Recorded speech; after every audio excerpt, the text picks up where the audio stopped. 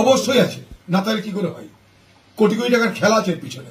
পশ্চিমবঙ্গের প্রশাসন, পশ্চিমবঙ্গের সরকার নিজেরা এই ব্যাপারে উদাসীন। না তো যে পরিবারের কাছে মুখ্যমন্ত্রী মমতা ব্যানার্জি কুমিরের কান্না কেঁদে সহানুভূতি আদায় করতে গেছিলেন, আজকে সেই পরিবারের পাশে নেই কেন মমতা ব্যানার্জি? বলুন। সেই আরজিকর কাণ্ডের নির্যাতিতার পরিবার, তারা মমতা ব্যানার্জিকে কোনদিন অপমান করেনি, তার উপরে ভরসা রেখেছিল, আজকে তার পাশে নেই কেন? নাকি শুনেছি বিচারক ঠিক করবে যে এটা বিরলতম অপরাধ কিনা, তার উপরে নির্ভর করে বিচারক তার রায় দেয়। অপশন এরকমই ছিল, হয় মৃত্যুদণ্ড কিংবা যাবজ্জীবন। বিচারকের মনে হয়েছে মৃত্যুদণ্ড দরকার নেই, তাই যাবজ্জীবন দিয়েছে।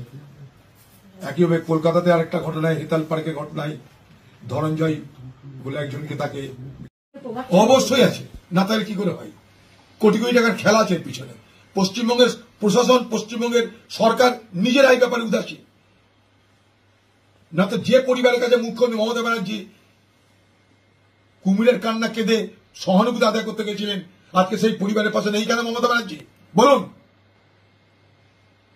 সেই আরজিকর কাণ্ডের নির্যাতিতার পরিবার, তারা মমতা ব্যানার্জিকে কোনদিন অপমান করেনি, তার উপরে ভরসা রেখেছিল, আজকে তার পাশে নেই কেন?